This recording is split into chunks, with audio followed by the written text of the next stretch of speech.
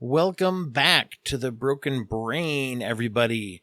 Hey, you're going to hear me do another intro in a second. This is the first hour of a 5-hour long broadcast that was put together by me for International Opioid Overdose Awareness Day. I think I got that right. I'm going to be broadcasting all 5 hours of that here on the regular feed, but I've broken it into 5 bite-sized chunks so you can enjoy or whatever you want to do with it. Had people call in and shared charities and different resource information, and a lot of podcasters, friends of the show who've been on before, as well as some new friends who've never been guests before too. Lots of fun, and I hope you enjoy it. This first hour is going to include my buddy Chris Revel and our friend The Vern from the Cinema Recall podcast, and several other things, but this contains their call-in to the show.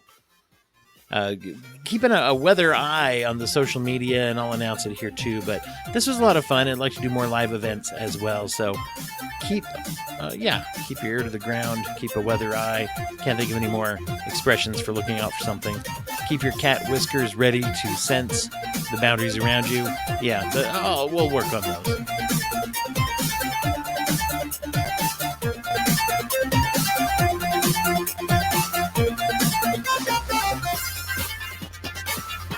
Hey, everybody.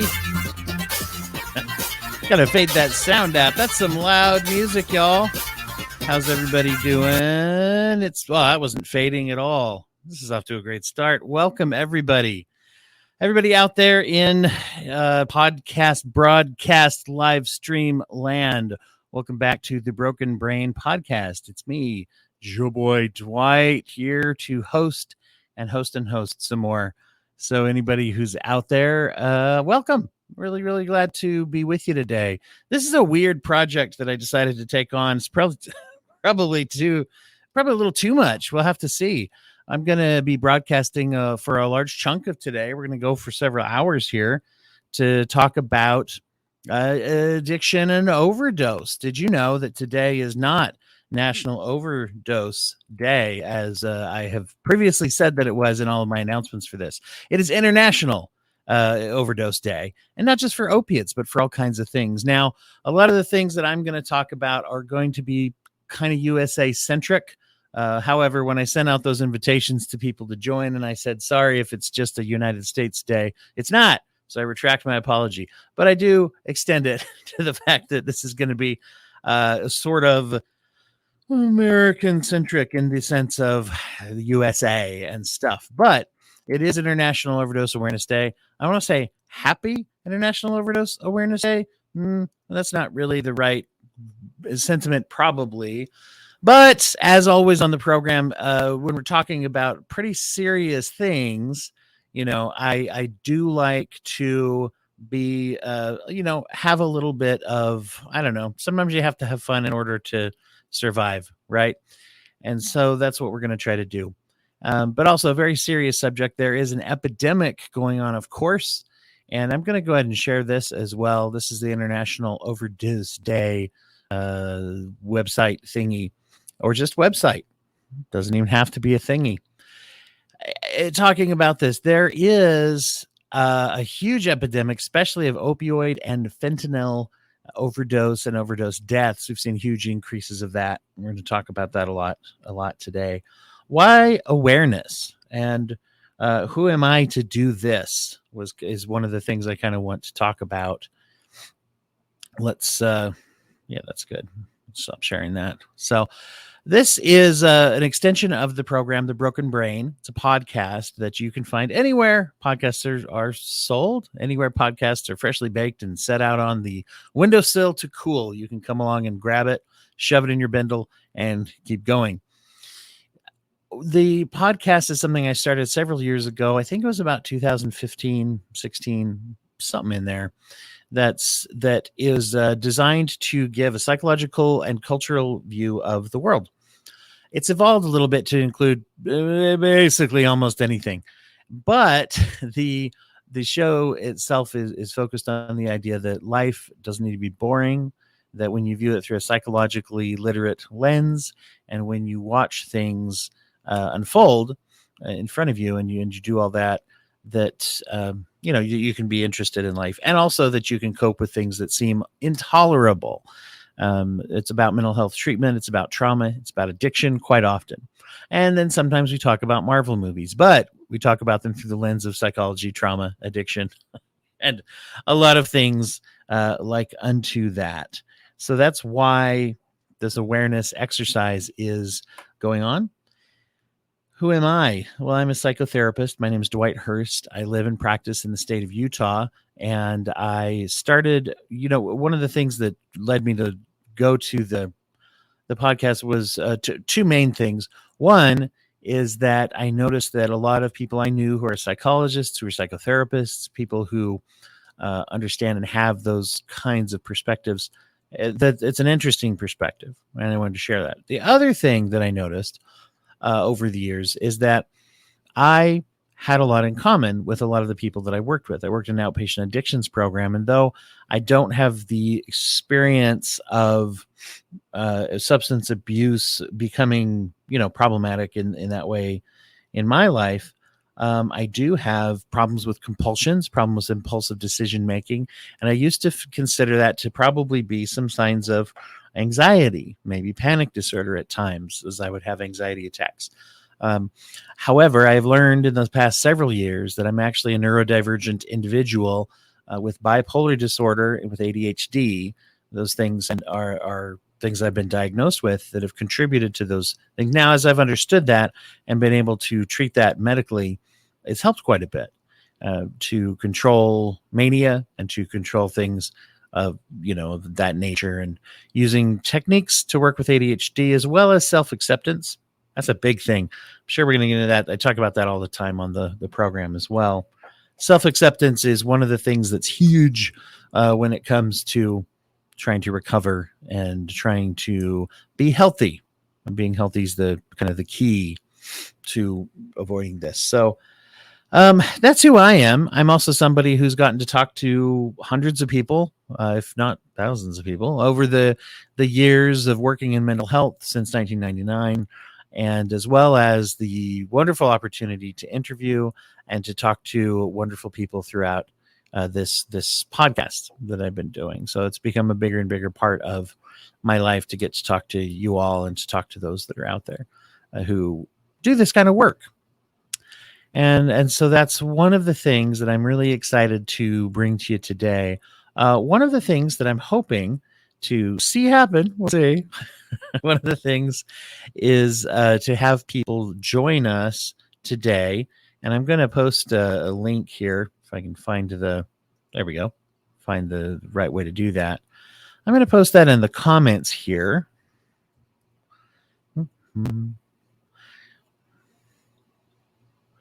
And I'm going to go ahead and show that. Now, the comments are only showing up on the YouTube channel and the Facebook channel.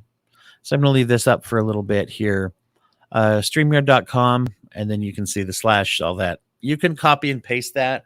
The other place that you can go if you wish to join the program is dwighthurst.com/live. Excuse me, and I will put that up in as well here. Yeah, I'll put that up as well here. It'll block out the other one, so I'll leave that one for just a minute. dwighthurst.com/live. And the nice thing about going to that link on my website is that you can click on anywhere that you want to join and watch, as well as click on joining the live program as well. So if you want to watch it, just watch it. If you are watching it, then you're watching it already. So there you go. One of the parts of that is I'm hoping to see people join. I've invited a bunch of people who are past guests or people who have had something to do with the program before, who have come on to talk about trauma, who've come on to talk about addiction. But one of the people that I really hope will join us is you. Anyone who's out there who is watching, who is participating through listening and kinds of things like that. There's two ways you can participate, mainly. You can post comments that will show up on whatever platform you're watching it on, through YouTube and through Facebook primarily. Twitter doesn't really allow comments. I'm not sure why that is, but it does allow you to watch. So if you go ahead and share a comment, it'll come up, and I will share that and read that as we go. As well as that, you can also use the link that I gave you before. This one in the StreamYard, or once again, go to dwighthurst.com/live and click join. You can actually join the program live and come on here as well with your own video and or audio connection. Definitely audio. We definitely want to be able to hear you. Hopefully see you as well. That'd be nice, but it's up to you, however much you want to do that. Some people have expressed that they are not sure about that bit because they're new to this whole process. But guess what? That's fine. You can be new to this process, and you don't have to be like an expert in addiction. You don't have to be a psychologist, therapist, or someone who has struggled with substance abuse disorder. You don't have to be any of those things. You don't have to be an expert at all. If there's anything that you have to contribute, you can just come on and speak your mind about awareness and any concerns that you have about overdose or anything like that. So that's something that I hope to see. People can do that if they'd like to. There are a couple different things to touch on with that. If you do end up joining, let me say that if you do end up joining, the only thing that I would ask is that you come on and be respectful to people, to their differences, and to people's difference of opinions. You can have strong opinions, and there's quite a few of those when it comes to addiction that we're going to get into as well. So, but please be respectful of those people. We're not going to pick on anybody who might be joining us or anything like that. So there you go. Be respectful in that way. I have a link that I am pulling up right now that I wanted to share with you. Oh, one other thing that's important is I am setting a timer on my phone every 20 minutes-ish. If I remember to hit start, every 20 minutes or so into the podcast broadcast here, I'm going to share with you the name and website of a charity that has to do with addiction, has to do with substance abuse. And what I've done is I've done two things to try to find these charities. Some are just ones that I know of and have heard of over the years. And then as I tried to broaden it out to have enough to do every 20 minutes, I also went international and tried to reach out to look up some charities that you might find out there in different parts of the world than the part that I live in. And so you'll see that there. And hopefully that is interesting to people out there. And if you want to contribute or be part of that. The second thing I've done is I've done my best to do a little due diligence to look up the charities. I cannot guarantee any of them, but I only put up ones that seem to have good reviews online. Some of the ones in international countries, they don't maybe have the same laws and transparencies, or at least not through the same websites that I was familiar with. So I can't say that all of those were highly rated because I didn't know where to find them. But most of them, about all of them, and you have rated somewhere between 8 out of 10 and generally 10 out of 10 on those websites that track charities to see if they really do the things that they say they do. So I tried to keep it that way. Feel free to share as well. What I'd love to do as well is if you have any, we got Chris posting here from Let's Chat Media. Chris Revel, friend of the show. Hi, Chris. Glad to have you watching. Glad to have you participating. I think Chris is going to click the join link at some point. We're going to see him on the show. So I just put that out there, Chris. So if that's not the case, it now is. It's out there on the internet, so it must be true. So thank you, Chris, for joining. And what I'd like to do is I'd also like to hear any of your experiences with local resources, anything that you'd like to share as far as podcasts, videos, materials, charities that you think help and that help to prevent overdose practices and things like that that would help. So that is out there as well.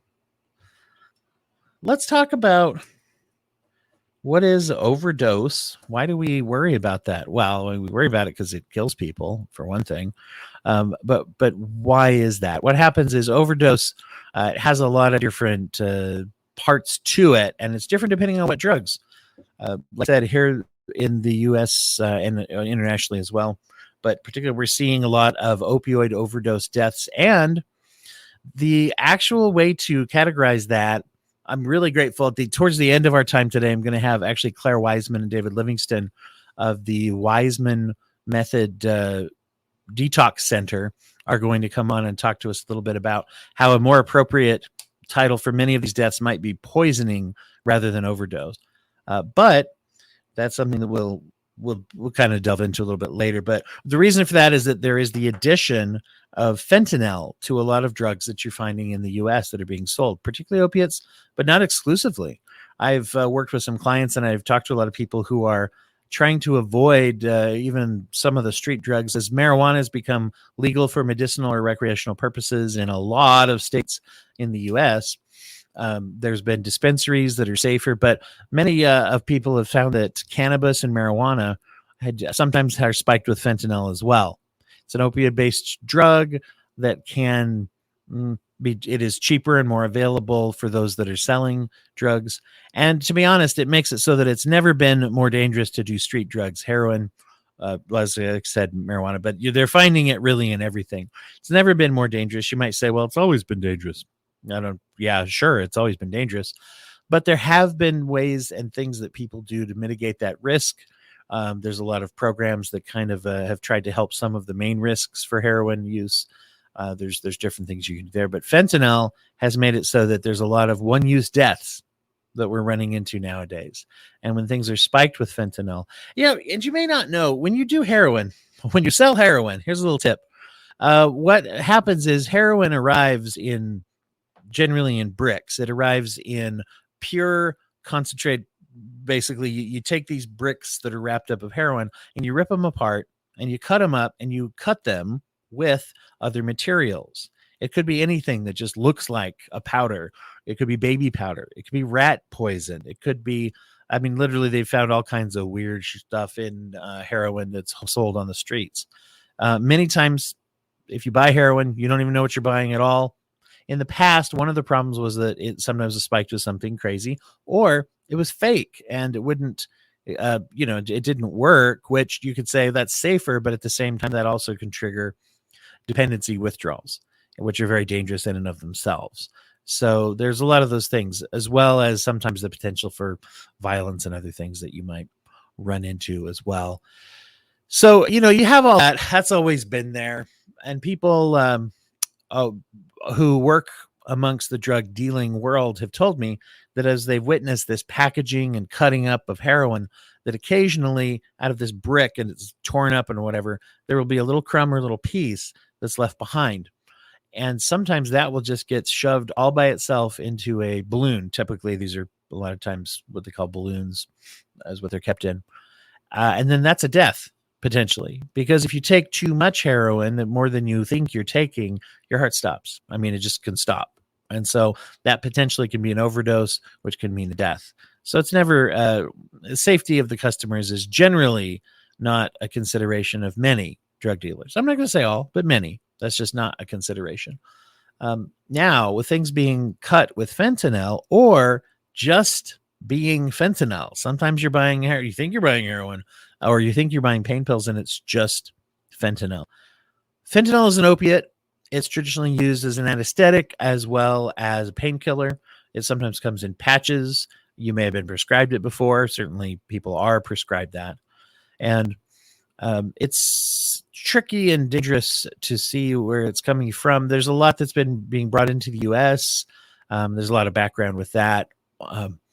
That can get into sort of the law enforcement piece of where to find that. It's not my expertise, but you have a lot of that now that's come in. One of the things that they'll do with fentanyl is they'll actually take and they'll put it in what's called just a pill press to make it into pills that they'll sell out there on the streets.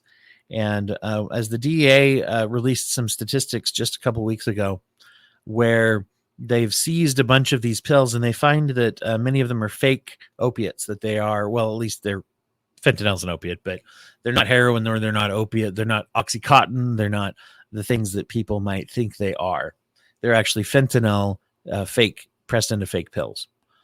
These are one use, one death pills. So some people have never used before, or at least there's no evidence that they ever used before, especially amongst young people. And as they've taken these pills, they have died. just taking for their very first time when they've used. The DEA's testing indicated that 1 in 6 of the fake pills is lethal, that it contained a lethal dose of fentanyl. Now, of course, legal is tricky. Whoops. Lethal, I should say, is tricky, obviously, because it's lethal. But one of the reasons it's tricky to tell is that everybody has a different body weight, everybody has a different metabolism. And so it can create a false sense of security if you overdose and survive, if you get a little too much and survive. Those kinds of things can lead to this false sense of security where people think they're going to live. And so 1 out of 6 chance, if you happen to score a fake pill, 1 out of 6 that it might kill you right away. And so that's pretty important. That's something that is definitely worth considering to be extra safe when you're doing that. And extra safe means, in this case, avoidance. There are a couple of things people do to try to mitigate those risk factors. One of the things that can definitely happen when you're using drugs is that you don't just stop. We're going to talk about some of the reasons why. But if you, a little later, you don't just stop just because it's dangerous. You don't just stop just because it's bad for your health. You don't just stop because someone tells you to. Okay. We've noticed that. That's one of the reasons why law enforcement has had such a hard time and also been ineffective in stemming the flow of drug use, because people are addicted. There's a neurological, there are genetic, there are vulnerabilities, and there are just factors that have to do with the disease that is addiction. That it doesn't work to just tell people to knock it off. Okay. It's just the way it is. As much as we think it should be, or as much as we think it makes sense, it just doesn't work that way. So one of the things that happens is we do take sometimes a risk management or harm reduction. It's a buzzword in addiction. I have a video I want to share about harm reduction as well when we get into that. But some of the risk factor mitigation that you can do if you're worried is they do actually have fentanyl tests. You can look online and there you can test for fentanyl. Now, is that 100% effective? Nothing's 100% effective. And I always like to say lower risk is not no risk. Low risk is not no risk. And this is definitely not low risk. But you can do that. The other thing you can do is you can ask your pharmacy and you can look into the availability of naltrexone. If anybody is in a situation where you are with other people and you're using opiate-based, or you think you're using, whatever it is you think you're using, it's a good idea to have naltrexone around because someone could die. Now, naltrexone is sold in nasal spray form, and there's also shots that EMTs would carry and things along those lines. Once again, I'm not an expert in that area, but I do know that they are around. I have a friend who's a librarian who is in a city library, and they actually have some of those as well and have had to administer those to people who maybe come in and use the bathroom to shoot up and go into overdose and things like that. So it's very real. It's good to have. I mean, with the numbers going up the way they are, frankly, it makes sense to have naltrexone in your home, because you don't know. You don't know when you might come across that from a family member, from a friend, from a child, from a spouse, from a parent. It just, you don't know. You may know that they're using, you may not know that they're using, but it makes sense to have access to that medicine in case people get into overdose territory. So how can you tell if you're overdosing? Well, excuse me. It's sometimes hard to tell because everybody is different. I'm going to tell you some of the signs that you might have. And it's actually, this is actually from an article that was put out by the Blue Crest Recovery Center. I'm going to share that link with you as well here up on DOS screen. I'm going to share this one on Facebook as well, and YouTube, I think. There we go. It's bluecrest.com/how-do-overdoses-kill. Dash kill sounds like a weird superhero soon coming to the MCU. But when you get into looking at this, there's a lot of different signs and symptoms that you might find. Opioid overdose, for example, often You'll see people's pupils will get very, very small. That happens with use anyway. But cold and clammy skin, people have cognitive impairment or confusion. They might go into convulsions. They might have real extreme drowsiness. Their breathing will be very, very slow, generally speaking. Those are indicators. Non-responsive, a suppressed gag reflex, somebody vomits. Some people will also vomit and choke if they happen to be in the wrong position to do so. So when you're using this in connection with other drugs as well, or alcohol, and you're knocked out, you're what we call on the nod. Many people, that's just the term for the drowsiness that overcomes when you are abusing heroin or opiates. So those are some things that you'll want to kind of be aware of. With other types of overdose, there's other symptoms that you may see. With stimulant overdose, you're going to see more people being agitated. I mean, think of stimulants, right? It's an upper. So lots of headaches, increased body temperature, blood pressure, rapid heart rate, chest pains, even hallucinations. Now, one good kind of rule to go by is that if you're experiencing any of these things, you probably, should seek medical attention anyway. And just basically if something has changed for the pain and for, painful or other things that happen, things change, things enhance, things get worse. So you want to be aware of that, any kind of difference. Here's one, by the way. If people take a depressant or downer, sedative hypnotics, depressants, alcohol overdose, things like that, then they do say that you're looking, once again, think of it this way, a downer, things that go down, slower, thinking slowly, disoriented, weak pulse, may almost appear to be in a coma, be non-responsive. Respiratory failure is the most common cause of death, from what I understand, from a depressant abuse. Now, here's a tricky one. Bluish lips or fingertips. Now, this is actually something to be very aware of, that bluish skin, bluish under the fingernails, lips, all that. One of the problems with this as a symptom is that it is racist symptoms. I don't want to say it's a racist symptom, but it's the awareness, their lack of awareness that sometimes people who are not Caucasian, particularly people who are Black, do not show that, or at least in a different way. It's not visible and recognizable to many, particularly white EMTs. And there's a lack of training amongst EMTs and nurses and doctors about the different hues of skin and how that shows up differently. And so we've had experiences nationally and internationally and in the medical community where African Americans, for example, have died because they were not diagnosed correctly, or that was one of the big signs that people looked for, and not just in overdose, but in other things. There's a huge disparity in the racial access to medicine and all that kind of stuff. That's not the topic for today, but that's something that actually we should tackle more on the podcast. Hopefully we'll be able to tackle some of that eventually as well. So one of the things that you're going to want to watch out for is that as you are experiencing, or if you are experiencing any of these things, one of the most dangerous things you can be is alone, right? And so it's never, is alone ever good? I don't know. But alone is definitely not good while you're using drugs, using illicit drugs or abusing licit drugs. Is licit a word? Go ahead and comment if you feel like licit is a word. That's another thing that we need to solve today. So another way to mitigate risk factor is that if you know of people who are into drug abuse, typically to be with them, to be around them, and to make sure that they're not alone, and actually have these conversations. Many people don't want to have the conversation to say, to say, hey, you ought to be careful. If you're not going to stop, then you ought to be careful. Okay. And so that's something as well that you should be extra aware of as well.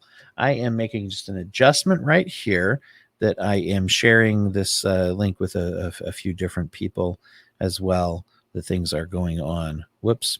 If I share it with any groups that I follow who don't let me do that, then I apologize. Hitting a few of those, but feel free to share this as well. Please do. If you are aware of places where it could be shared. Anyway, So where do we want to go from here? Let's talk about a little bit about where this all comes from, because that is very important. Share. Good. I'm going to pull up something here that I think will be interesting to you. Hang on one second. One of the things that's very interesting. One of the things that's very interesting about drug abuse in general is that whether you've seen this or not, whether you're a student of history of drug use or not, one of the things that happens is when drugs come out, they are considered to be miracles at first. There we go. They're considered to be miraculous. They are considered to be something that is a godsend. In fact, I'm going to show you something that you might find interesting. I'm vamping a little while I'm hitting the share button, and the internet is deciding if it wants to work with me on this. There we go. I'm going to go ahead and take myself out of the picture because I think you'll be able to see it. It'll be bigger and a little bit easier to see. So these are some vintage advertisements for drugs. For heroin, for example, is a big one here that you're going to see. So right away, we got Mrs. Winslow's Soothing Syrup, an opiate-based cough syrup, the mother's friend for children teething. So for children teething, by the way, would refer to babies that were given this. So back when heroin and opiates first came out, this was considered to be, oh my gosh, what a miracle. Morphine is another derivative of that as well. So we're going to look at this here. Dr. Pierce's Family Medicines. Can't quite see that, but I believe this one also contained cocaine. These definitely did. Cocaine toothache drops. Hey, check that out. Here's some little kids. Instantaneous cure, 15 cents. For sale by all druggists. So right there as well. Once again, a miracle drug, right? This is something that was considered to be awesome. Check this one out. Bayer Pharmaceutical Products. You may have heard of them. Aspirin, heroin. Okay. These are different things that were there as well. Here's one of my favorites. One of my favorites that I want to. And thank you, Annette, by the way. Annette Hill. You just gave us a like over there on the old Facebook. I appreciate that. This is one of my favorites here. After a hectic day. Now, this is not only advertising drugs. This is also one of the wonderful things about vintage ads is how sexist they are. Obviously not really awesome. Broken rest last night, a little spot with Jim at breakfast, grease spilled on the dining room rug, telephone and doorbell jangling every few minutes. But why go on? Well, we all have our off days. Dr. Miles Nerving. Pause on that thought. We are gonna wrap this up on this part. Pause on this. We have just had our charity alert. We're going to, we're going to go to our first charity. To our first charity plug, and we'll come back to the wonderful world of advertisements. Where did I put Sam Shah? There it is. Okay, Sam Shah. It's not a name. That'd be an interesting name. Sam Shah is actually how you probably pronounce it, but a lot of people say Sam Shah. Substance Abuse and Mental Health Services Administration. You familiar with them? You may have heard of them before. If not, they still exist. A lot of things exist, whether we've heard of it or not. Oh, that's deep, right? So I think that's deep. Here we go. So this is their website I'm going to go to right now. One of the things that's very interesting is that Sam Shah, they are government funded, but they're also, you can support in various ways as well, but they're not for profit is the idea when I say charities. Don't at me on the definition of charities. I'm trying here. This is a long ass thing, guys. One of the things that's very interesting is that there is an online treatment locator, and you can enter wherever. Let's enter 90210 because I'm old and everybody remembers that show. And those kids needed some help. So if we were to enter just any zip code, up here it's going to give us some ways to filter that. State, county, distance, 5 miles. You can actually specify substance use, mental health, both healthcare centers, buprenorphine practitioners, veterans. And down here on the bottom left, you're going to see this legend that talks about the different facilities that you can find. And so on there, this is like kind of being slow on where it's showing us the thing.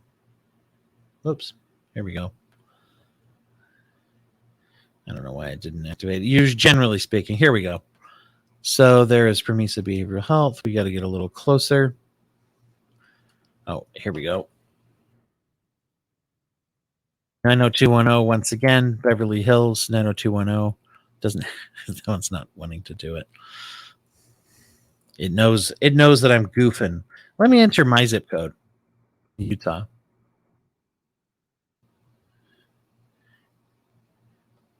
A little bit slower. There we go. And what I was going to say, you're killing me, Samisha. I'm trying to be cool here and show all my friends how well your stupid website works. There we go. It is something I've used quite often, to be honest with you. So you look over here on the right, you see Davis Behavioral Health. Hey, guess what? Little factoid about me. I used to work there. So, whoops. I used to work at Davis Behavioral Health, community-based mental health treatment that you can find there. Live Strong House, Discovery House, anyway, there's all these different things. And so you can enter your zip code, your city, all that jazz into the SAMHSA, Substance Abuse and Mental Health Services Administration, Find Treatment Locator. So let's share that with you as well here. So that is our first nonprofit that is available. And one of the cool things about that is that is available for everybody, and that you can use that to look up different forms of treatment. The forms of treatment, the treatment centers do have to be real. They do have to be licensed.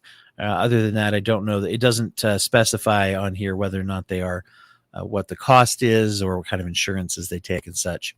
You'd have to contact them to find out. But it's a huge tool, especially huge tool. That was my nickname in high school. It's a huge tool that's very helpful if you are looking for treatment for yourself or for others. So there we go. So we're going to go ahead and share that, and we're going to get back to our wonderful heroin advertisement here. And once again, a little thank you once again to people out there who are liking us. Jason Hemming, the Vern from the Cinema Recall podcast. Appreciate you clicking like over there as well. So you the man. Okay, heroin advertisements. Sorry, got a bunch of windows open in this deal. All right, so here we go. So, getting back to your hectic day that you may have had as a traditional housewife in the 40s, 50s, whenever this was made, Dr. Miles Nerving is going to bring you soothing relief when you're nervous, irritable, excited, sleepless, or restless. Now, how many emotions does that encompass? All of them, maybe? There's a horrible tradition in medical treatment as well that if you are a woman, anything can be considered a symptom. And so a lot of this was used in the tradition, the bad tradition of treating women for nervous disorder, which basically meant anything that you did at all, pretty much. And so you can see where this was there. And, we can go on from there. I would encourage you, if you're interested in this, asthma cigarettes. Wow, that's interesting. I don't know what those contained. Where is the one? Oh, here we go. Yeah, cough syrup. Each ounce of this cough syrup contains alcohol, cannabis, chloroform, morphia. This is some shit, guys. I mean, think about this just being available. When you just go to the pharmacist, you go to the doctor, and it's like, oh, here you go. One of the things that is interesting with our history of substances in general is that traditionally there is... Oops, thanks. Thanks, Vern. Thank you as well. One of the things that's happened is that these things are available by prescription. You can get them from doctors.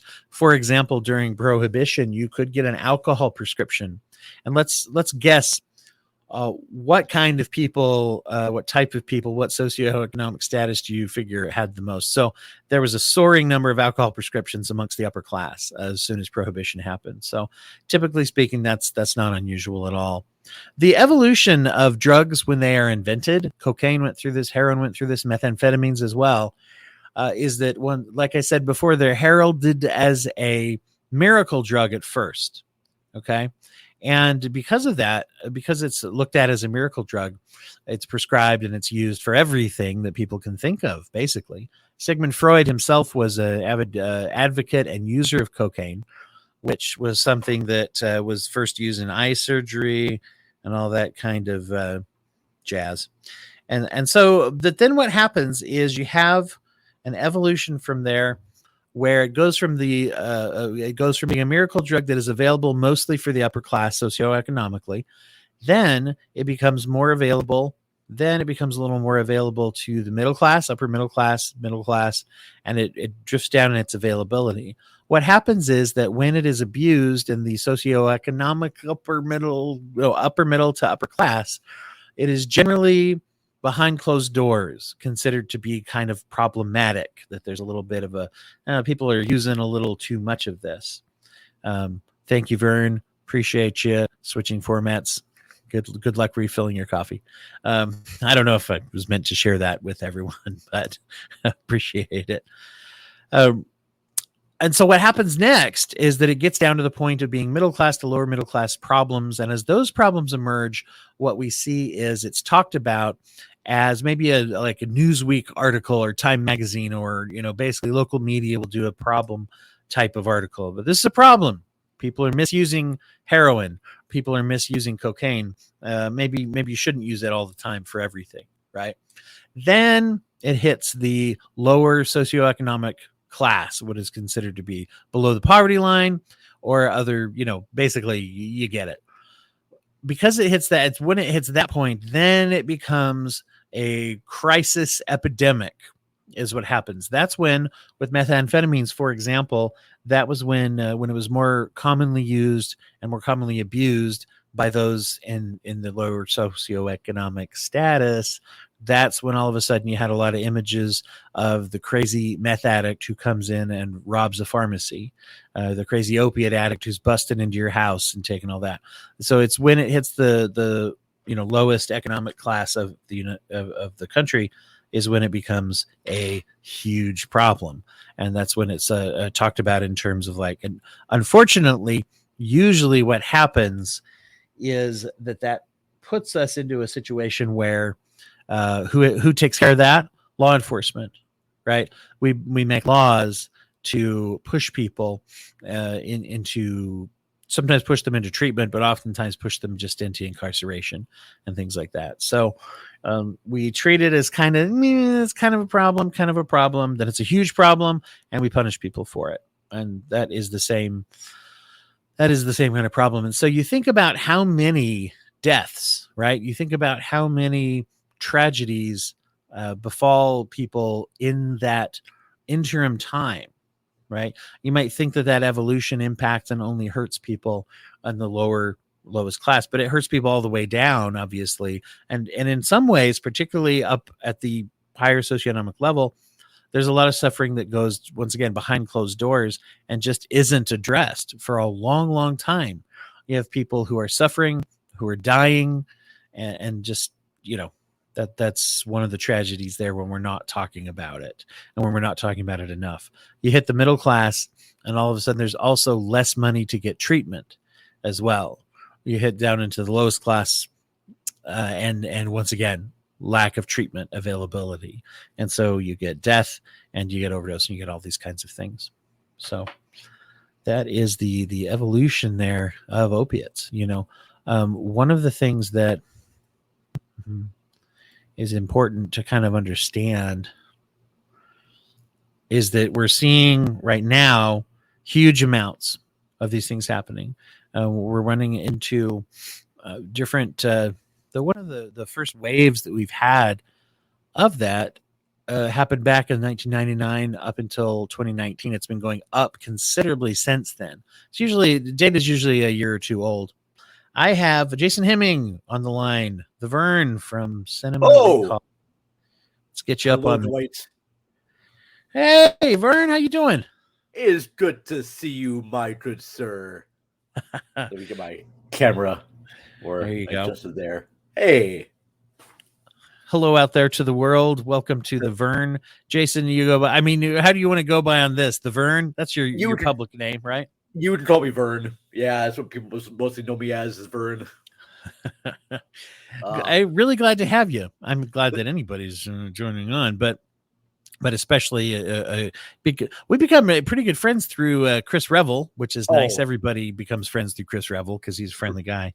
Chris is a great guy, and it's so grateful to be connected with you and other great people. Shouts to Chuck and Brad from the Chuck and Brad podcast. Yeah, it's been very great, and I'm loving the community of podcasts and supporters. And it's great too because no one is fighting with each other to get like more listens and more views. No one's like backstabbing each other, and that's so rare to see, especially with an entertainment format as we do, because most of the things in like music or movies and TV, all actors and celebrities, they seem to be like, well, this person said this about this other person, and this other person was trashing on this other person.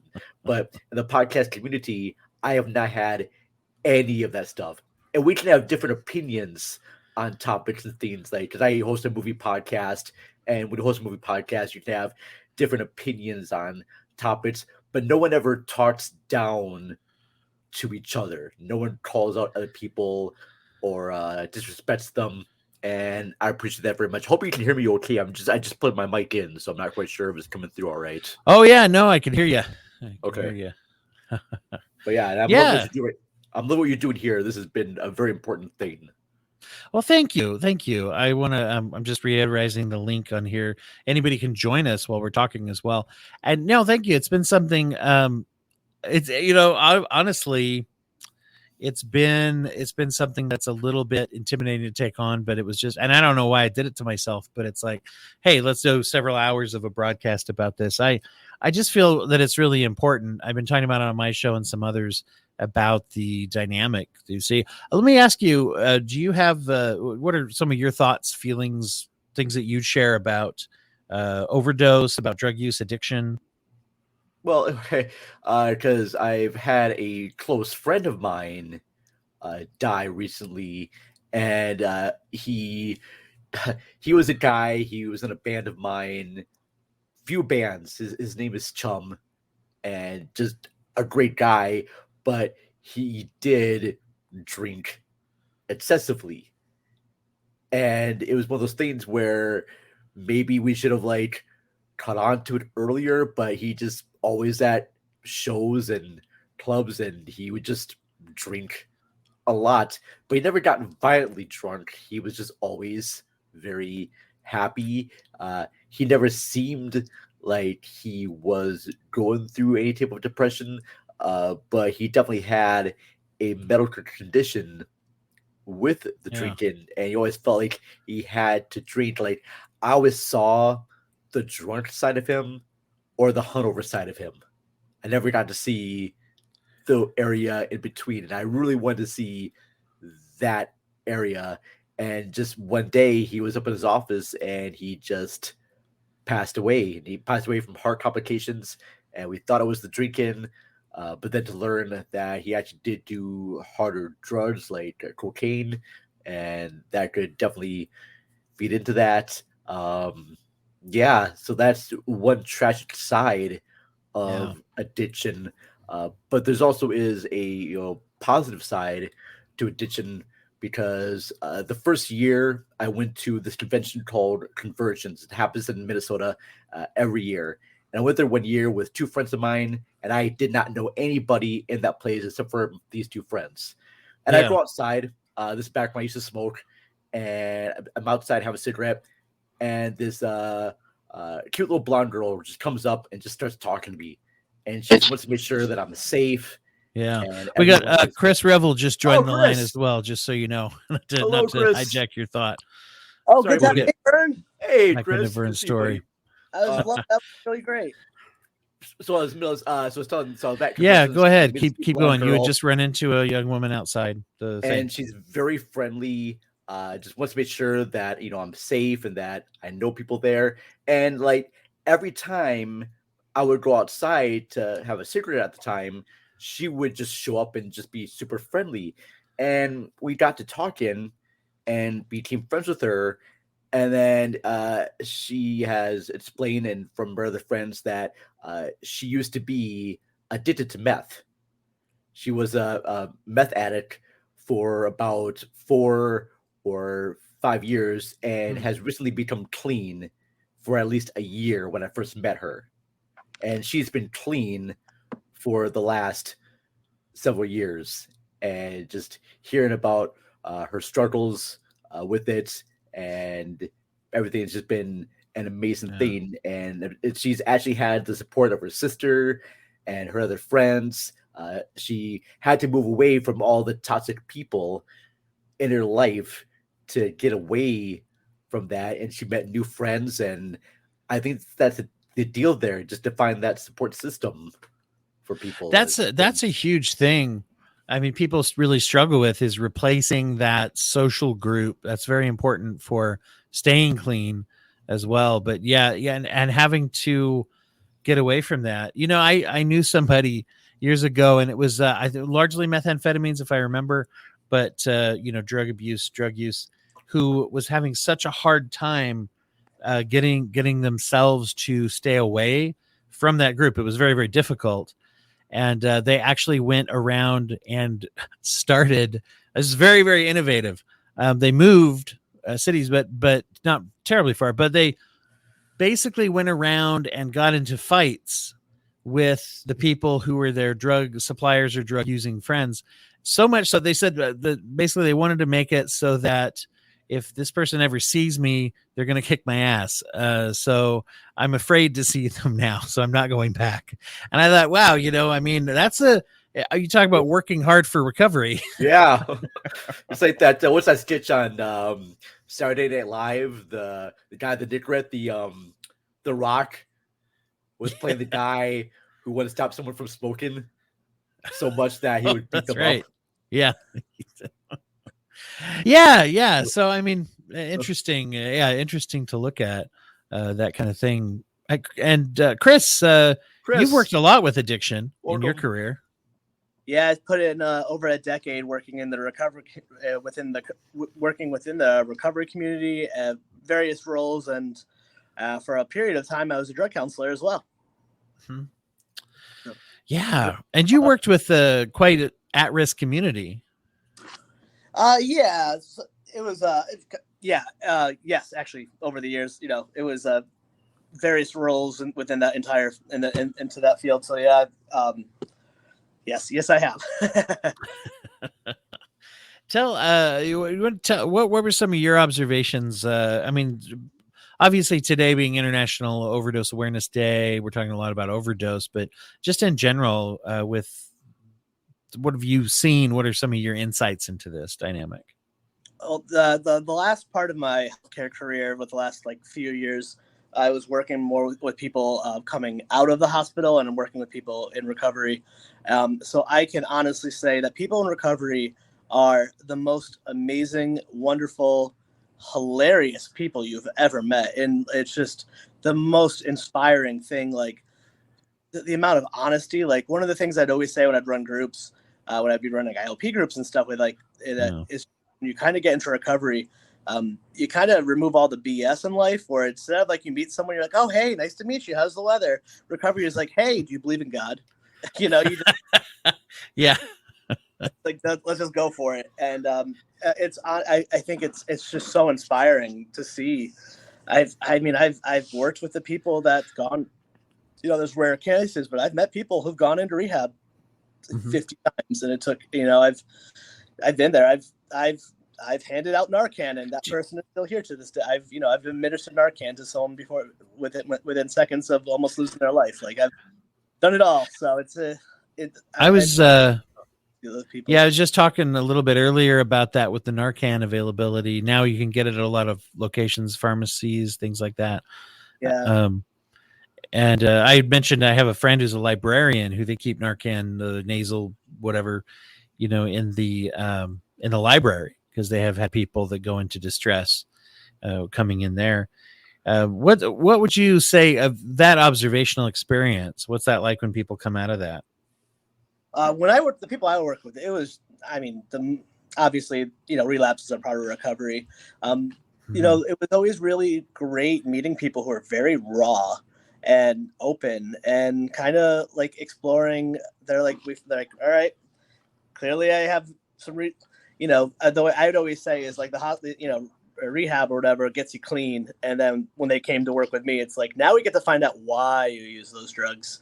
It's a mixture of there's just a mixture of a genetic component, as some people can use a lot of drugs and be fine, and some people cannot.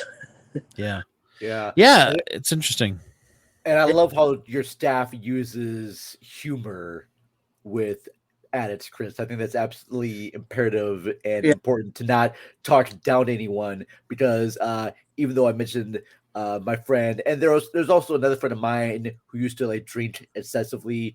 She doesn't anymore, and I only talk to her about the things that she feels comfortable talking about. If she doesn't want to talk about why she used to drink, I don't want to like push that on her.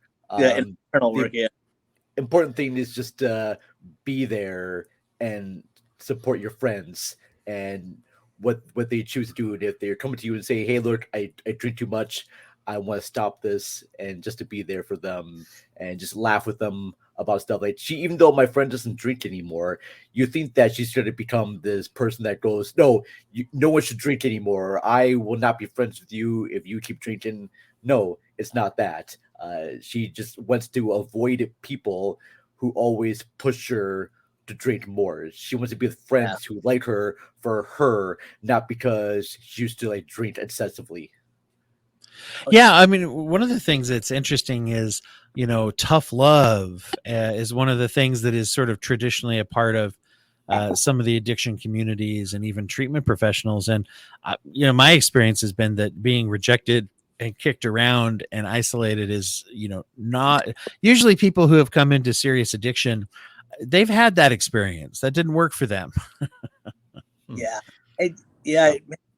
There's something too when you get to like work with people who have like kind of come out the other side and then talk about all the dumb shit, all the dumb stuff you did when you were using. And I know that's always funny. Yeah. It's honestly, I wish everyone could have done my job for like a year of your life. Cause you wouldn't, it cuts across gender, class, and race. I've worked with every type of human being of every class. I've worked with the wealthiest, I've worked with the poor, I've worked with teachers, cops, any profession. Like there's just no rhyme or reason. It's like I don't know, there's just someone like just took, all right, this amount of population is going to have an addiction issue if they end up using drugs. All right. Mm-hmm. And we don't know who it is. And we don't know how to tell what that is. I haven't been in that position in about 4 months. So I'm glad to do this. I really feel good. Yeah. A lot of respect for them. A lot of love for those people. That's so great you said that, Chris, because I think a lot of people, when they think about people who have a drug addiction problem, they think it's mainly the poor or quote unquote like low class of people, and those are the people that can be addicted to drugs. But the fact that you say that you have clients who are wealthy and from all different types of facets of life is very cool and very eye-opening as well, because I think that's one thing we need to do is sort of get rid of that stigma of saying that, well, if you're homeless and poor, you're going to have a drug addiction problem. And that's not always the case. No. Yeah. I used to run we'd have, without getting too many details, but like we had I would have run groups that are like geared towards like professional, like public figure types for our people who can't just go to an AA meeting for whatever reason, like high powered people and lawyers and politicians or whatever. Like, I know in the West Wing, I know it's fictional, but there's the whole storyline with Leo with the AA meeting. But that's true. There's definitely AA meetings at the White House and NA meetings at the White House. Like it's everywhere. But I'm so glad you're doing this. This is so wonderful. I can think of so many people I know that they're still here today that could not have been, and I unfortunately know people who still aren't here today. And Yeah. accidental overdose is so common, and God, you also see it too with legal prescription drugs for people who don't even realize they're addicts. Like Prince and all these, like Heath Ledger, a fair amount of famous people. Like it's right. Well, it's something that, I mean, the availability is there sometimes more, and one of the things that's tricky in that case is that if it's prescription, you feel kind of like righteous indignance if someone criticizes it, right? As well as I remember, knowing, like, growing up, and I grew up in a situation where we didn't have a lot of money, and there was a lot of people didn't have like health insurance or whatever in our circle, I guess, or whatever. But so I remember people saying things like, "Oh, your back hurts. Well, I have some, I got something left over from my surgery for that." And all of a sudden, and those are, that's not like considered, I mean, legally it's illegal at times, but especially if it's something that's a narcotic. But really, that's not the best reason not to do it all by itself. And it's like, I'm just trying to help somebody out, but all of a sudden I become their kind of dealer-ish, and all of a sudden we're trading something, and it becomes something that is fueled by avenues that we don't think of. Not everybody's out there buying on the street. And then also when people are cut off, yeah, and people get cut off from that too, And one of the things we don't think about that too is that when it's like, okay, well, you're done now, or all of a sudden doctors become very critical. I don't know how many people I've met who told me that they were given the opiate-based medication, narcotics, by their doctors, and they just keep getting it, throwing it at the problem. And then when they come in and I self-identify to the doctor, I think I have a problem. I think I'm taking this too much. I think I need to get off of it. And then all of a sudden they're the addict, and it's like, you're the, oh, okay, well, we got to watch you, and it's like, look, I asked you for help. Yeah, that and heroin's a lot of oxy. And that's the thing. It is, yeah, easier to get.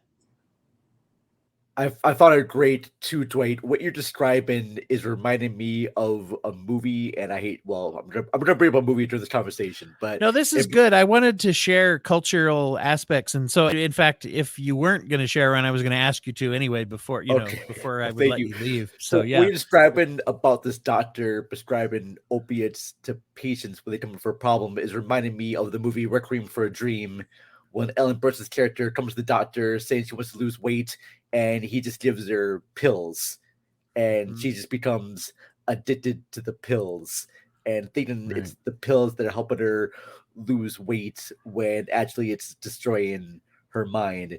And I do love that movie because it does focus on addiction, and it's not just drug addiction. It's addiction to their dreams. Hope television becomes an addiction for characters. And for anyone that hasn't seen the movie, yes, it is disturbing. It is a I was gonna say it's an upbeat story too. No, it's scary to watch, but it's such a eye-opening way of seeing drug addiction, because it does show the glamour side of drugs. Because the movie begins, you are seeing these characters enjoying the drugs, and as a viewer, you're kind of watching it going, "Hey, that doesn't seem too bad. Everything's gonna go right." But then slowly it dissolves into a hellscape. But you totally understand why the characters use, and it's because they want to hold on to that dream of theirs for some reason. And they also found a community that also has that dream, but they kind of do it in a destructive way. And we were talking earlier before you joined, Chris, me and Dwight were mentioning about the podcast community and how we're all helping each other and really like supportive of each other. And we're all trying to build in towards our dreams of doing this sort of like full time, and everyone just loving each other. And I think that's great. It's important to find your friends' communities to make sure that they are leading you into positive outcomes. I mean, if you're hanging out with friends all the time and you're waking up each day feeling hungover or feeling sick, then those may not be the right friends for you. But how did you get involved with those friends? Was it something in your home life? Something with other people? I don't know. I am not a mental health expert. That's why there's no doctor in front of Vern. So I apologize. These are just comments and suggestions, but I'm here to learn, Dwight and Chris. I really am. I'm just a Absolutely. participant. No, I'm gonna tell you what. I'm gonna hit this real quick because I just had my charity alarm go off. Okay. Every 20 minutes, we're sharing a charity, and here's one that we're gonna share real quick called Shatterproof, and they have a program going right now to where if you make a donation, because 107,000 lives were lost last year to overdose. A family, I guess one family, has pledged up to $107,000 to match donations that are made to this charity. And I will say this is one that got a 9 out of 10 on the charity evaluative boards and that I was looking at as I was researching charities for this. It began, apparently this is something that started out with the CEO, Gary Mendel, and his son's experience with addiction. And so that's it's a family based thing. We won't watch it now, but you can watch some of them talking about some of their experiences. I wanted to read one quote that's from Brian Mendel, where he says, "Dad, 300 years ago, they burned women on stakes in Salem, Massachusetts because they thought they were witches. Later, they learned they weren't and stopped. Someday people will realize that I'm not a bad person, that I have a disease, and I'm trying my hardest." I love that. So, and this is, and I should say, Brian passed away from overdose, and that's where this happened. It says that, in fact, it says right here that this was 4 months before he died. So anyway, this is one that I'm going to highlight and put out there for people. Here, we'll give you I'm going to give the link here as well to that so that people have that. Whoops, here we go. That's shatterproof.org for those that are interested in that. And we'll put that up here. Oh, and we also have a comment from Schlender, Dylan J. Schlender. Oh, hey, Dylan from the Wheels of Justice. and wow. He says hi to Dr. Vern, and also points out that not to be that guy, but they hung the witches in Salem. That's true. There's some popular culture mythology there, isn't there? Although that's still bad. I think he'd go along with us that it's still bad. Not to put words in your mouth, Dylan Schlender. And there we go. So shatterproof.org, and a big what's up from Dylan as well. What so up, shatterproof.org is what you would find there. Let's put that down. So, I had a thought as you were talking, Vern, about the Requiem for a Dream. It's a good example of sometimes in media, if something is about tragedy and it's about addiction, then you see it represented in that way. If the focus is not about that, then sometimes what you see is glamorization, basically. And I actually feel like, once again, not to be that guy, but I'll go ahead and say this, that I think that there's a lot of romanticizing of drug use and things there too. Oh yeah. So there we are. Dylan officially agrees that hanging women for being witches is still bad. Yes. So good. Well, I'm glad. Musicians, that like in comedians and musicians, there's that romanticized thing, or authors. Like, I've known people like who, everyone knows the guy who like got way into like Hemingway or Bukowski and used that as their reason to drink or whatever. But you're right, it is very romanticized. But hey, thank you so much, Dwight. I sorry I had to jump off. I wasn't able to stay as long as I liked. But no, you're just great. Oh, I'm gonna keep watching you guys on the YouTube. Thank you. Yeah, keep us on and join us. So, or thanks for joining, Chris. I know you're busy. So, and once again, everybody, anybody who can join, even if it's just for a couple minutes to say hi, we're welcome to have everybody on, anyone on. So you can go to that link there. Put the link back up. You can go there and click join if you didn't get the more complicated StreamYard link. But I'd be interested to know, Vern, if you're not to press on your time either, but I got about five or 10 more minutes. I'm good okay for that. Yeah. I've seen, a lot of that on maybe sitcoms, TV shows, especially where everybody getting hammered is the joke. I remember like Parks and Rec, which is a show that I love. Yeah. I'm not sure how many episodes they had where everybody getting all messed up was the joke, right? Mm-hmm. And a lot of times that's something that people, glamorize. Like, even in the early days of, Cheech and Chong, where acceptable forms. And I'm blatant right now. But all the like every type of like high school movie you saw was the whole party mode and people drinking. And here's the thing too. I think, smoking weed or drinking alcohol is fine in moderation. I mean, having a drink with friends on a Friday night, maybe having one too many, that's okay. I think the issue becomes when you need to drink. You need to drink, like you cannot function without it. Reminded of Nicolas Cage in Leaving Las Vegas, where he could not function without alcohol. Or even Denzel Washington in Flight.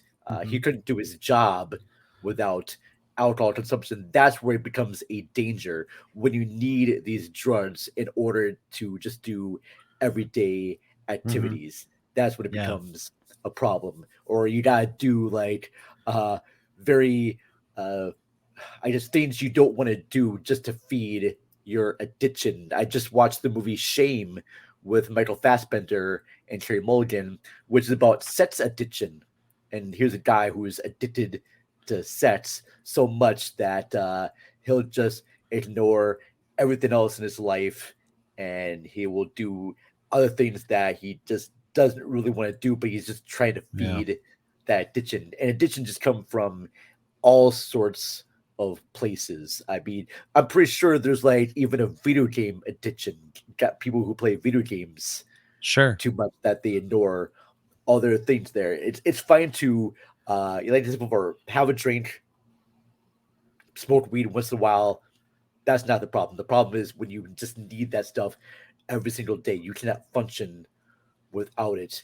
And I truly believe without a strong support system with your friends or your family, just someone there to help lead you into other places is what you need more. So that's why if I'm having a hard time, Dwight, I know that I could come to you, or I could come to Chris, or even Dwight, or other people too in this podcast community and be like, hey guys, I'm having some issues going on right now. Give me some suggestions. Like recently my laptop broke, and I reached out to people in the community and they just gave me suggestions. So I'm so grateful. And I have a feeling that not a lot of people have that. So, support system. Yeah. Yes. You got Chris just chimed in on comments. Says, support system is everything, Vern, or everyone. Wonderful. That's a wonderful point, because it really is one of the things that I've got a video I'm going to pipe into this or show later that talks a lot about that, how the social community and the connection that people have is one of the best predictors of relapse prevention and one of the best proactive preventions as well. So you're absolutely right. And even those shows and movies that, do show people, getting drunk and whatnot. And I think they're probably using comedy to maybe do a message about it. I don't think they are trying to glamorize drug use and saying that, hey, everybody, let's all get drunk and high all the time. Let's just keep on doing drugs. Come on now, folks. Be part of the cool kids. Let's just get drunk and hammered and high. Yeah. A lot of those movies, they do show the consequences of getting that wasted. And that's a good point. That's a good point. Does it show it in a way? It's always a fine line, because it's like, is it something that shows a big bunch of fun and then one little like, that was embarrassing? Or is it the kind of thing that shows a lot happened and it's like, well, that would actually had some real consequences? and that it just depends on the type of show it is. And I realize that people acting weird and funny is obviously funny. I can't undo that. But but the thing is, when we're making light of problematic use, we are making fun of an illness, So Well, I think you're right, though. I think a lot of times there's an intentionality there to try to make a point that's helpful, at least often. I think the movie Trainspotting is a perfect example of drug use that shows many different great sides, but ends on a very positive note of becoming clean. Because the Yeah. movie begins, all these characters are using heroin, and they're describing how great it is, how fun it is. It's the most pleasurable experience. And then through the character of Renton, played by Ian McGregor, we're seeing the downside of using heroin, also the nightmares that come with becoming clean. When he becomes clean, having to deal with other people who are still in that lifestyle, and him trying to break away from that lifestyle. And it's a very positive and empowering movie about how to break free from that drug lifestyle, even though many people will consider that movie just to be a movie that glamorizes drugs. Through the characters' changes and their repertoires, I'm not saying the word right, but through the character arc, he changes how he was at the start of the movie to the end, and he becomes clean. And ignore part two, because part two just feels like it just kind of goes back on itself a little bit. It ends perfectly with him walking away from his friends, and to have him trying to come back was like, no, you missed the whole point of the movie. The whole idea of the movie is he needed to get away from those people. I'm sure he had fond memories of his time with his friends, as a lot of probably ads have had. Yes, fun times, great memories, and that's where they should be. They should just be memories, because you know what the future outcome is going to be if you keep going on that path. Yeah, absolutely. I think it's a really good point. And it does, there's a harshness to it, right? Mhm. There's a harshness to say, boy, that's say that's not, you don't look at that and say that's a lifestyle I really want to emulate and I really want to engage in necessarily. So it depends, though, because there is sometimes that badass vibe and that associative vibe. And I think, let's combine these points. If you're exposed to media that talks about addiction and however they portray it, a lot of it falls back to, do you have a sense of self? Do you have a healthy attachments to a community and to people? Yeah. And the intersection of those two things is very, very, very powerful. Yeah. There's a movie. Did you ever hear? I don't know if you ever saw Smashed. It was a film that it was at Sundance, I think 2013, 2012, something like that. Aaron Paul from Breaking Bad was in it. I'm trying to remember who else who played the female lead. Like I said, a long time ago. Is But that Mary Louise? Is it Mary Elizabeth Winstead? No, it is. You know what? I think you're right. I'm looking it up here, and yes, it is. Way to go! It is. Oh yeah. gosh! Look at that. Vern pulls it out. But I have never seen this movie. It's worth seeing. It's very interesting. Nick Offerman and Megan Mullally also play a role in it as well. They both pop up in there, and it's all about it's a elementary school teacher who's also an alcoholic. She and her husband, who's played by Aaron Paul, that's the couple, is Mary Elizabeth Winstead and Aaron Paul, and they both basically get smashed, as his name in the movie, basically daily, and it shows how it starts to impact the way that she, the way she works at work. She at one point vomits from a hangover in the class in front of all her students, and she can't think of what to say, so she tells them she's pregnant. And they're all just like, whoa, you're having a baby. And it just gets around the school. And all of a sudden her coworkers, hey, you're pregnant. And so she's like, now what do I do to explain why I'm not pregnant anymore?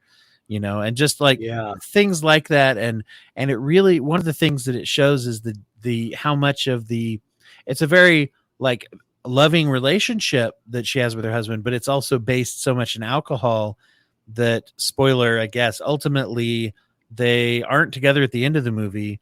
Although they end on a note that's hopeful, once again, you haven't seen it, so I just spoiled that part. But No, it's not it's really fine. a spoiler type of movie. That's fair. But one of the things is they show how, dangerous it is even to the most important relationship in her life, right? Sure. To say, can I be sober and with this person, right? Yeah. And I will yeah. definitely be on the lookout for that, because I'm always in the movies that have like good actors. I'm even thinking about the movie Day of Wine and The Day of Wine and Roses is another great movie about. I haven't seen that one. I'm not familiar. Day of, I'm gonna get this one confused with another movie, so that's why I've got to actually look it up here quickly. Yeah, it's directed by Blake Edwards, and it's a movie with Jack Lemmon, Lee Remick, and it's about this couple played by Jack Lemmon and Lee Remick, and they bring over this couple to wait, hold on here. Maybe I'm thinking about a different movie. Oh crap! No, wait. Oh no. No, no, this is not the movie I'm thinking of. But this is one movie that deals with drug addiction. I know. Oh, all right. Forget what I said, because there's actually, I know this one does. I know this one deals with people that deal with drug alcoholism, but there's another movie that deals with drug alcoholism, and I am not. I know it's directed by the guy who did The Graduate, Mike Nichols. Hold on here. Okay. But yeah, there's been tons of movies that deal with alcohol, but this is one that deals with alcoholism. But I am not gonna. Is it Whatever Happened to? Hold on here. I'm gonna find this. Yeah, no, you're good. It's yeah. Yeah, there's a bunch that are very interesting, and some of them are. Who's Afraid of Virginia Woolf? That's the movie. That's I'm the thinking guy. about. Okay, I'm so That's sorry. That's yeah. No, you're good. You're good. Yeah, so that's it is interesting to see. There's a film called Everything Must Go. I don't know if you saw that one. Will Ferrell. It's one of the rare Will Ferrell series. It's actually quite a serious role, although he brings some of his comedic talents to it. But he is someone with he has a relapse to alcoholism. He's a heavily invested in kind of 12-step recovery, but he has a relapse on a business trip. I don't think you ever find out completely what it is, but something embarrassing that might have even cost him his job. And, he shows up at home and he finds all his possessions on the lawn and the door is locked and his wife is not available to him at that point. And he ends up finding out that you can, basically you can't keep stuff out on your lawn. There's some ordinance against it locally, but if it's a yard sale, it can be out for like 3 days or something. And so he pulls up a chair and he stays out on the lawn for like 3 days with a sign that says everything must go, but he's not really interested in selling it at first. And then anyway, there's this evolution though of him dealing with this relapse at the same time that he's unburdening himself of his possessions. So, all right. That's good to hear. Yeah, that's another interesting one. All right. No, but I was kind of going through this, Chris. I'm sorry, Dwight. No, you're good. No, the idea about addiction is just such a wide facet, and it's so hard to even. And I would love to have talk to my friends that was addicted to meth, or the one that used to drink a lot. Because my friend that used to drink a lot, she used to drink to the point of having fights with people, and I think all she had to do was just stop hanging out with those people that inebriated that stuff. And that could be a tough thing to do, especially if that's all your friends, because I mentioned before support systems, and we've been talking about that too. And if that is your support system, it's hard to break away from that because people don't want to feel alone. And that can sort of like add into that addiction process. And like I said before, the other movies I mentioned before, Requiem for a Dream and Trainspotting, the reason why they're in that lifestyle is because they have other people who are supporting them with that lifestyle. They're trying to appease those people's dreams and aspirations, but also saying that the only way to do that is through this drug use.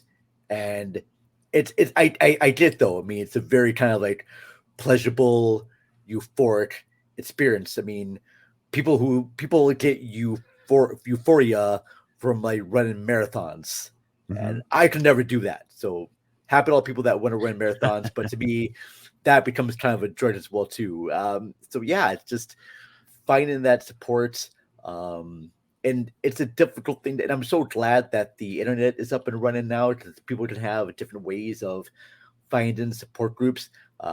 Find something that you love to do if you're into like music or arts or writing. There are different groups. There's like a writing group, and there's obviously movie groups because I'm involved with that stuff, but there's music groups. I'm very happy that the people who were addicted to drugs, the fact that they found support in the music community, because I'm in a few bands, and finding that support from that lifestyle as well has been very empowering for people to get off drugs and alcohol, at least a large amount. So I was asking you too, in your profession, what have other people have? What have people told you about ways that they have, quit their habits? Is it because of groups? Is it hobbies they have? I mean, I think it's kind of both of that. It's funny because I work with a lot of people who 12-step experiences haven't worked for, so they invest a little heavier into therapy.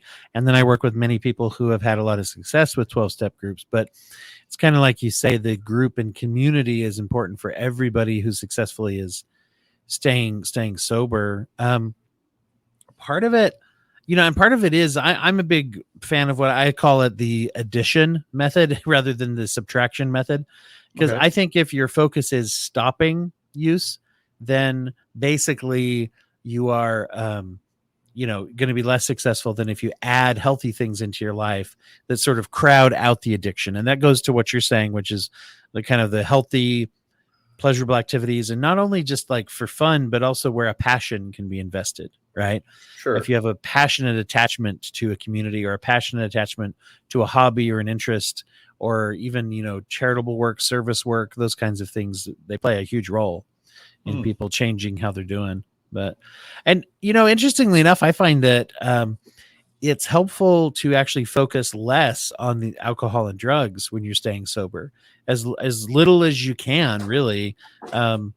Yeah, you're talking about, you might be going to groups and talking about the problem, or you might be thinking about it somewhat and talking about it in therapy. But the focus on, I can't drink, don't use, is like not as helpful as if it's like, okay, I need to address my resentments. I need to try to be healthier. I need to add exercise. I need to, that kinds of things, or I need to deal with my anger and my guilt better. I need to accept myself for who I am. Processing through those things is really most important, right? Sure. Most important to stay sober. Well, I used to smoke excessively back in the past. And I always thought that when I go out to like bars or plays with friends, the only way I can be social with anyone is to smoke. And that's the only way I can talk to people is if I'm outside having a cigarette. And and it creates that, right? I mean, it fills some need. I've noticed that with coworkers when it's like, oh, I can get up and go out and, socialize, or even just to go outside for a few minutes during the workday. If as a non-smoker, I remember I worked at this college, this technical college where I was a counselor, and I started taking a smoke break where I'd get up and walk around and go outside for a minute. And, it's interesting because I felt like, oh, am I okay doing this? Am I being sneaky? Whereas if I'd gone out and lit a cigarette, I probably would feel a little bit more socially like it was okay. Isn't that interesting? And, and there have been situations where, I'm out on a weekend. Yes, sometimes I just, after I have a drink or so, yes, I'm going to have a cigar, or I'm going to have a cigarette. And like I said, that goes back to my thing of moderation. I think that's great. But like I said before, some people just, need that to get them going. And I mean, that's totally fine. But it kind of goes into the whole addiction thing where like, I need to have that cigarette in order to be talking to people. I need that, or I need to have it, or people sometimes feel they need to get drunk in order to communicate with people, or I need to be this type of way. I need to be something other than myself because I'm afraid of people seeing maybe the real me. And a lot of times and this is a very scary thing. And sometimes I just have to be like, hi, I'm Vern. I'm awkward. I'm just going to say hi and just to gauge their reactions. And isn't that, there's yeah, good things about that. Did you find that that replacement was necessary to stop really and to stay away from smoking? Is that you have to have some social contact then? Yeah, you kind of do. It is kind of difficult at some times because you are not in this state, your real self, and that's going to be scary and awkward because I stuttered my words a lot and I don't always put words and phrases together in the right context sometimes. Mm-hmm. So yeah, it can be very scary for a lot of people, and I totally did that. I'm going to play a show tonight at a bar, and there's going to be a whole bunch of people there that I'm not going to know. My friends are going to be there, and I'm just going to be my same self as before, and I'm just going to go out there, and that's what you need to do, just find a great group of people and friends and just hang on to those people and talk to them, be awkward, be weird with them. It's okay. No, exactly. And I think finding you had said finding your group before, I think, and finding people you can be yourself with, and that self-acceptance is huge. Like, thanks to Dylan is a comment. I really like the idea of adding to your life. Thank you for that. He also points out Maynard sends his best. That's from Maynard. Check out what the combination of Reels of Justice had on your show, the Broken Brain podcast. The cats from the Reels of Justice talked about mental health in movies. That was such a great listen.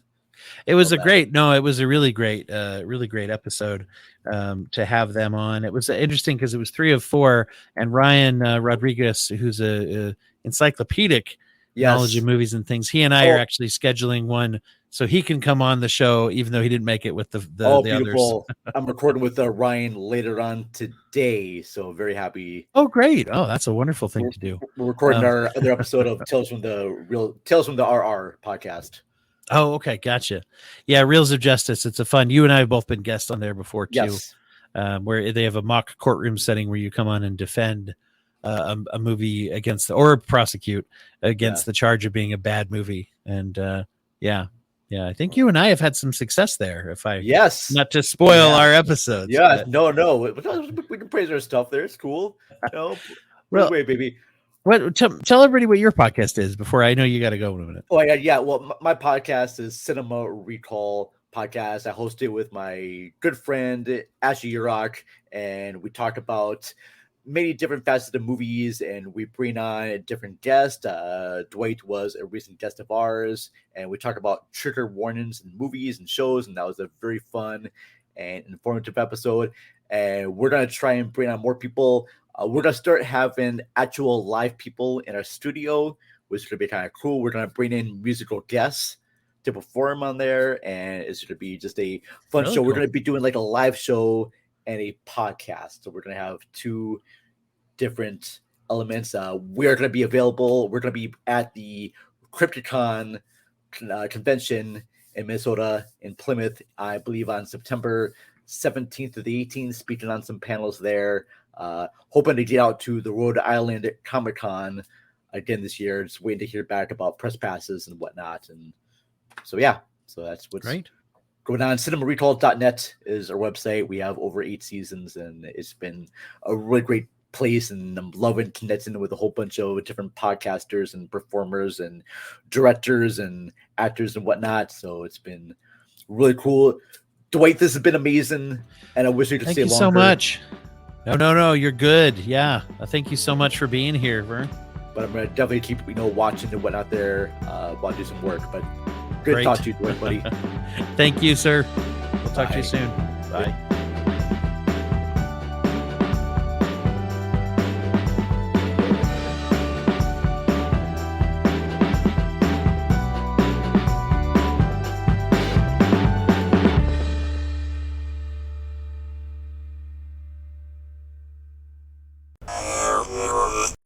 Thank you for listening to the Courtemp Arts Podcast Network. To listen to more Courtemp Arts shows, visit courtemparts.com.